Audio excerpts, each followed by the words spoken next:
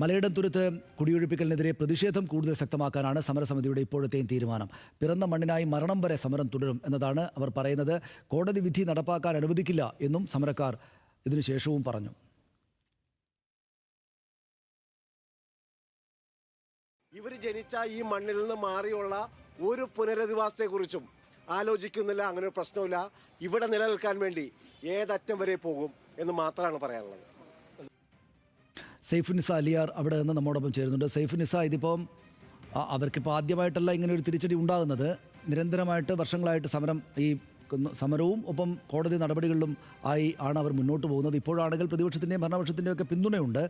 അപ്പോൾ സമരം മുന്നോട്ട് പോവുക, പ്രതിഷേധവുമായിട്ടും ലീഗലായിട്ടുള്ള കാര്യങ്ങൾ അതുവഴിക്കും നടത്തുക എന്ന നിശ്ചയത്തിൽ തന്നെയാണ് അവരല്ലേ? തീർച്ചയായും സനീഷ്, 2 ആഴ്ച സാവകാശമുണ്ട്. അതുകൊണ്ട് ഇന്ന് വരെ നടന്നിരുന്നത്, അതായത് കഴിഞ്ഞ 7 ദിവസമായി നടന്നിരുന്ന സമരം താൽക്കാലികമായി ഇപ്പോൾ അവസാനിപ്പിക്കാനുള്ള ഒരു തീരുമാനത്തിലാണ് ഇവർ ഉള്ളത്. ഇപ്പോൾ ഉച്ചഭക്ഷണം കഴിഞ്ഞ ശേഷം ഇവർ പിരിയും എന്തായാലും. പക്ഷേ ഇനിയിപ്പോൾ 2 ആഴ്ചക്കിടെ എന്ത് രീതിയിൽ സർക്കാരിന്റെ ഭാഗത്ത് നിന്ന് തീരുമാനം ഉണ്ടാകും എന്നുള്ളതാണ് ഇവർ നോക്കിക്കാണുന്നത്. കാരണം ഇവർക്ക് അനുകൂലമായ ഒരു നിലപാടാണോ സർക്കാർ എടുക്കാൻ പോകുന്നത്? അതായത് പ്രശ്നപരിഹാരത്തിന് കൂടുതൽ സമയം വേണമെന്നാണ് ആവശ്യപ്പെട്ടിരിക്കുന്നത്. ആ പ്രശ്നപരിഹാരം ഇവിടെ കുടിയൊഴിപ്പിച്ചുകൊണ്ടാകരുത് എന്നുള്ളതാണ് ഈ പ്രദേശവാസികൾ പറയുന്നത്. കാരണം അവർ നാളുകളായി താമസിച്ചുകൊണ്ടിരിക്കുന്ന സ്ഥലമാണ്. ഈ സർക്കാരിന്റെ നിലപാടിനായി കാത്തിരിക്കുകയാണോ സമരസമിതി? തീർച്ചയായിട്ടും സർക്കാർ ഇപ്പം എന്തായാലും കോടതി വിധി 15 ദിവസത്തേക്ക് നടപടികളില്ല എന്നാണ് താൽക്കാലികമായിട്ട്. അതിനുശേഷം സർക്കാരിൻ്റെ നിലപാടാണ് ഇതിൻ്റെ ഗതി നിർണ്ണയിക്കുന്നത്. ഇവിടെ നിലനിർത്തിക്കൊണ്ടുള്ള സമീപനം സർക്കാരിൻ്റെ ഭാഗത്ത് ഉണ്ടാകുമെന്നാണ് ഞങ്ങൾ പ്രതീക്ഷിക്കുന്നത്. അങ്ങനെയല്ല, സർക്കാർ മറിച്ച് ഇവർക്കെതിരെയുള്ള നിലപാടെടുക്കണമെങ്കിൽ സമരസമിതി അതിശക്തമായ നിലപാടുമായി മുന്നോട്ട് പോകും.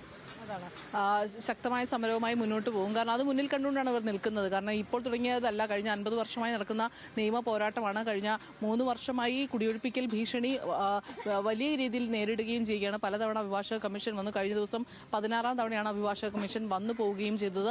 അതുകൊണ്ട് തന്നെ ഇപ്പോൾ കൂട്ടായ ഒരു സമരത്തിലൂടെയാണ് ഇവർ ഈ ഇതിനെ ചെറുത്ത് നിൽക്കുന്നത്. ആ രീതിയിൽ തന്നെ ചെറുത്ത് നിൽക്കും. അതിനിടയ്ക്ക് സർക്കാർ പുനരധിവാസം പറഞ്ഞു വരേണ്ട മറ്റെന്തെങ്കിലും വഴി, അതായത് ഇവർ പറയുന്നത് മൊത്തം സർക്കാരിന്റെ പുറമ്പോക്ക് ഭൂമിയായ 19 ഏക്കർ സ്ഥലം ഇവിടെയുണ്ട്. പല ആളുകളും താമസിക്കുന്ന സ്ഥലം കൂടിയാണ് അത്. പള്ളികളടക്കം ഉള്ള സ്ഥലം കൂടിയാണത്. ഈ 19 ഏക്കർ മുഴുവൻ റീസർവ് ചെയ്യട്ടെ. അതിൽ നിന്ന് ഈ 2.5 ഏക്കറും അതിൽ പെടുന്നതാണ് എങ്കിൽ സർക്കാർ പട്ടയം നൽകിയാൽ മതി. അത് ആദ്യം റീസർവ് ചെയ്യാനുള്ള നടപടികൾ സർക്കാരിന്റെ ഭാഗത്തുനിന്ന് ഉണ്ടാകണം എന്നുള്ളതാണ് ഇവർ ആവശ്യപ്പെടുന്ന പ്രധാന കാര്യം. അതല്ലാതെ കുടിയൊഴിപ്പിക്കലോ പുനരധിവാസമോ ഒന്നുമായും ഇവർ സഹകരിക്കില്ല. റീസർവേ നടത്തി ഇത് സർക്കാരിന്റെ പുറമ്പോക്ക് ഭൂമിയാണ് എങ്കിൽ അത് കണ്ടെത്തട്ടെ, അത് പട്ടയം വാങ്ങി അവർ താമസിക്കാനുള്ള ഒരു തയ്യാറെടുപ്പിലാണ്. അങ്ങനെയാണ് നിൽക്കുന്നത്. അതല്ലാതെ സ്വകാര്യ വ്യക്തിക്ക് വേണ്ടി ഇവരെ കുടിയൊഴിപ്പിക്കുക, മറ്റൊരു സ്ഥലത്തേക്ക് മാറ്റി പാർപ്പിക്കുക. ഇപ്പോൾ കഴിഞ്ഞ 100-ലേറെ വർഷമായി നിൽക്കുന്നു. അന്നൊന്നും ഈ സ്ഥലത്തിന് വേണ്ടി വന്നില്ല. ഇപ്പോൾ ഇതൊരു റോഡിന്റെ തൊട്ടടുത്തുള്ള ഭൂമിയാണ്.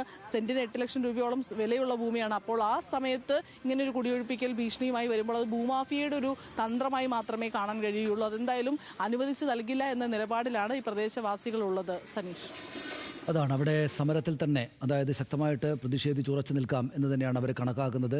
ഹൈക്കോടതിയുടെ ഭാഗത്ത് ഇങ്ങനെ ഒരു നിലപാടുണ്ടായിട്ടുണ്ട്.